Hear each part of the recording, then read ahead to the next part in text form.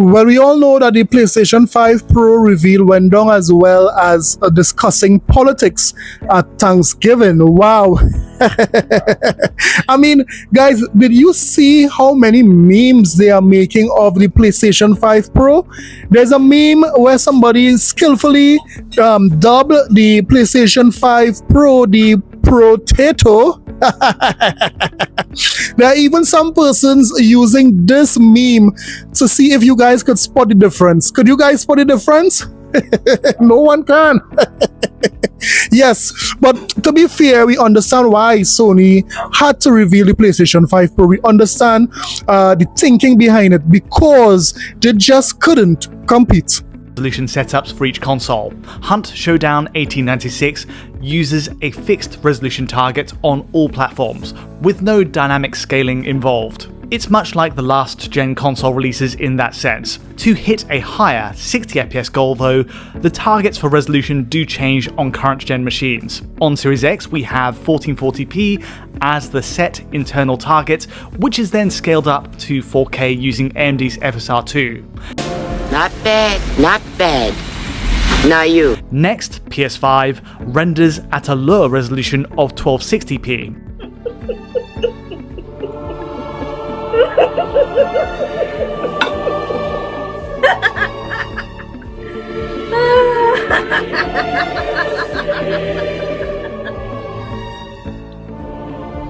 Wow.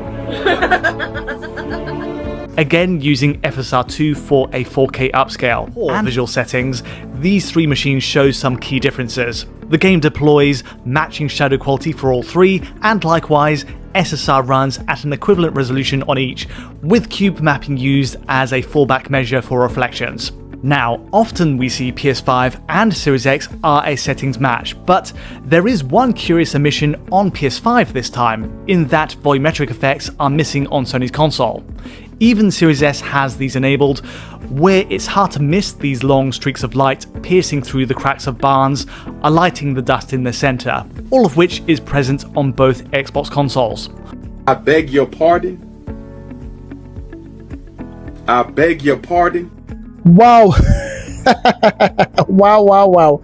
And there's even new reports that Alan Wake 2 will not be able to run at 4K 60 FPS on the PlayStation 5 Pro. I mean, it was already struggling terribly on the PlayStation 5.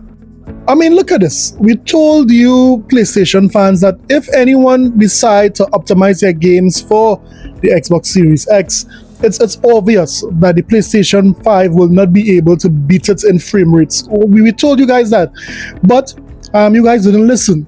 But again, as I said before, there's even reports that even with PSSR, the PlayStation 5 Pro may not be able to run this game at 4K-60. That's not me saying that. Look at the article here. Look at this. This is the rumor. We'll have it down as a rumor for now until it's proven true.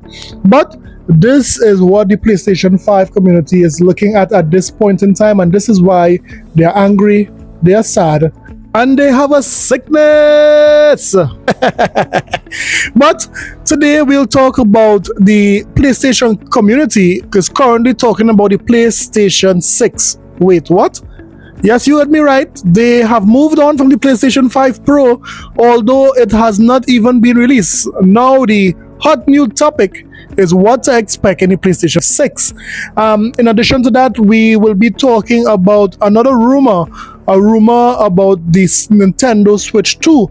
We are seeing that there's a big rumor saying that the Nintendo Switch 2 could be announced this month. But you know, they have been hyping up the Nintendo Switch 2 for some time now. I don't believe this one just yet. Let's wait and see if it is true that Nintendo will reveal the Nintendo Switch 2. We have that and much more, guys. So you know what? Let's get it. This is a sickness! Let's get it. So guys, before we continue, please consider hitting that subscribe button. You get great Xbox content, Xbox news, a little bit of Nintendo thrown in there, and of course, the Sony Pony Himalayan Tijan style salt from the PlayStation community. So hit that subscribe button if this type of content interests you. Now let's get back to the video. First up, let's talk about the Nintendo Switch 2. Now the Nintendo Switch, of course, everyone knows it's a massive hit, selling more than 140 million consoles. Well, it just so happened that a lot of gamers are excited to play that Nintendo Switch 2, so much so that there are so many rumors all over the internet about the Nintendo Switch 2. Well, a new rumor just came out, and this rumor it's looking like it's a big one. And although the original article came from gaming.biz, we are reading from Gaming Bible. Gaming Bible says, as shared in a Reddit post via Taiwan Economic Daily, it's been reported that the Nintendo Switch 2 will have a dual screen, perhaps similar to the 3DS. It's also claimed that it will have an increased battery life over its predecessor, implement AI features, and will retail at $400. A rumored dual screen of Nintendo Switch 2 will also likely result in a larger console, and if the $400 price estimate is true, it will make it roughly 30% more expensive than the original Switch. It's also claimed that despite the cost increase, Nintendo isn't expecting to profit from the console, but revenue will be made from additional software and hardware sales.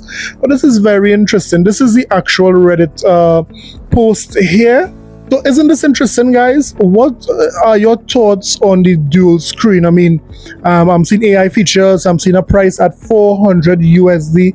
How are you guys feeling about this? Now, one person did kind of confirm what this leaker is saying here. Listen to Christopher Dring. Someone asked him a question, Wesley Copeland. He said, like, Hall effects sticks are a given unless they are pulling a Sony. But what else could you really add to make the Switch better outside of more power? And then Christopher said, screen is decent, but I feel there wasn't enough of them. So this is just kind of confirming what that other leaker said, that here what they would have dual screen, because here we have Christopher Dring is saying that they have more than one screen, because he's saying that they didn't have enough of them. But how do you feel going back to the type of form factor like the DS, the 3DS? How do you feel about that? How do you feel about a more powerful Switch? Of course, their games would be backwards compatible with the OG Switch, but how do you feel about this leak here with the Switch? Let me know in the comment sections below. Next up, let's talk about what Digital Foundry said about the PlayStation 5 Pro. We all know that the gaming media and most of the PlayStation 5 fans, they are angry at PlayStation because of the price they would have charged for the PlayStation 5 Pro. I mean, when Mark Cerny released the price of the PlayStation 5 Pro, a number of Sony fans said, who is paying $700 for a console? And Sony basically told them, you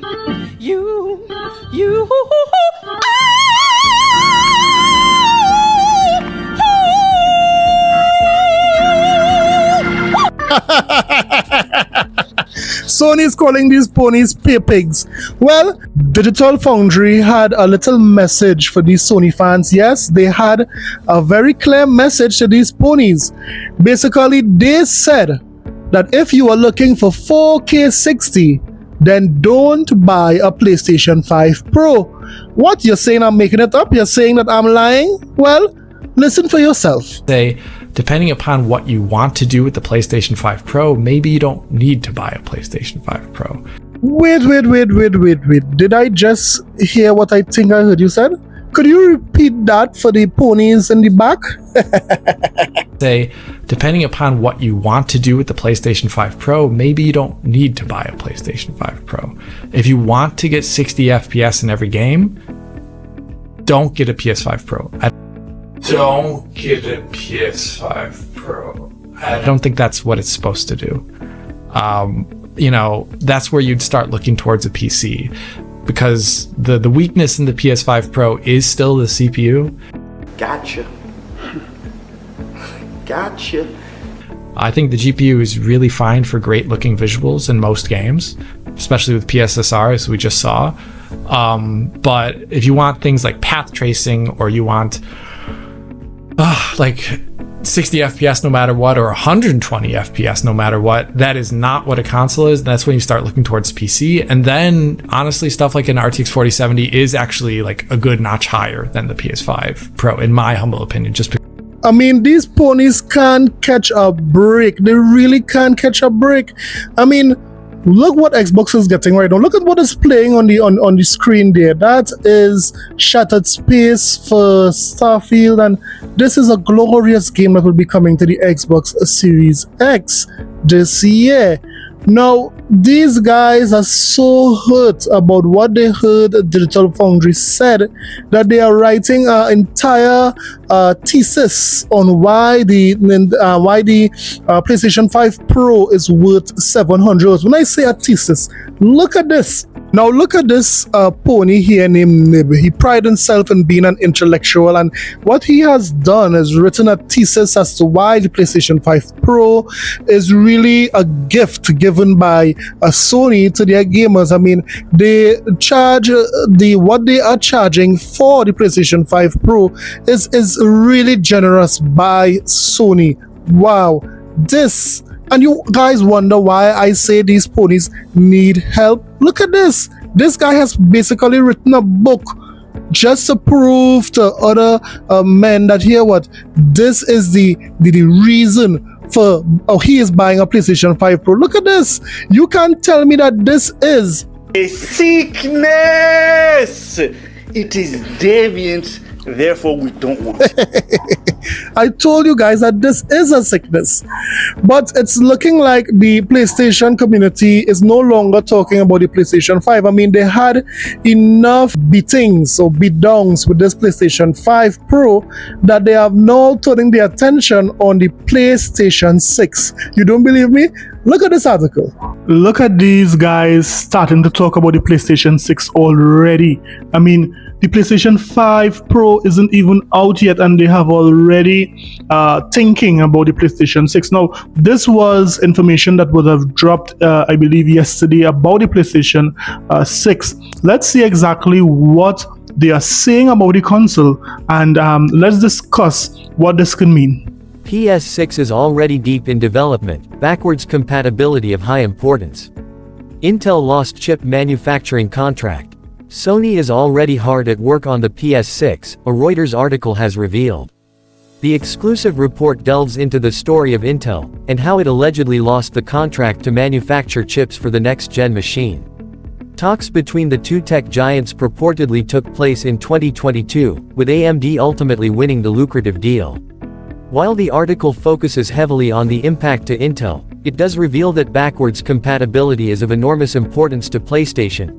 Moving from AMD, which made the PS5 chip, to Intel would have risked backwards compatibility, which was a subject of discussion between Intel and Sony engineers and executives, the sources said. Apparently, if Sony had selected Intel, it would have been costly and taken engineering resources to ensure backwards compatibility, making AMD a much more appropriate partner. PlayStation also disagreed with Intel on price, with the Californian company wanting to take a greater profit on each chip sold. Discussions allegedly occurred over a period of months, and involved CEOs, dozens of engineers, and many other high-profile executives. In the end, Sony selected AMD to manufacture the chip for the PS6, which is now presumably deep in development. While the next-gen console's currently unannounced, we'd expect it to be officially revealed in 2026 or 2027. Last week, Sony revealed the PS5 Pro, which is designed to expand the life cycle of its current console by providing a more powerful option. While it features significant hardware improvements, including an advanced GPU and AI-powered upscaling technology, many haven't been impressed with its $700 price point, prompting many to ponder how much the PS6 could cost at launch. So what's going on here, guys? What's going on here? It appears that Intel lost their contract with Sony. They will not be going forward to making or producing the chips for the PlayStation 6. That will be given to AMD. AMD prices were a little better, and that is why Sony chose them. The question is, why even put this in the atmosphere? Why even talk about this? Right now, Sony is not seen well in the gaming community because of their prices of their consoles and their peripherals. Why even bring it up? But the main point I took away from this article is that, guess what?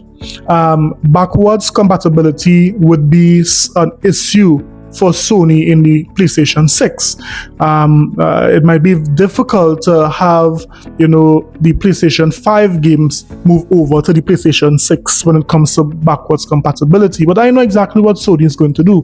Sony is going to take all those PlayStation 5 games, remaster them for the PlayStation 6, and then sell it at a premium to their consumers, because they know that their hardcore consumers are basically cash cows when it comes to this type of thing. But let me hear what you thought about persons already talking about the PlayStation 6. I mean, the PlayStation 4, PlayStation 5 Pro reveal was terrible, but I didn't think it was that bad that they have to talk about the PlayStation 6. But let me hear what you thought about everything that was said today, whether it be the Switch 2, whether it be, Starfield Shattered Space. Let me know in the comment sections below. Don't forget to like and subscribe for more videos. I'll see you guys in the next one. Later.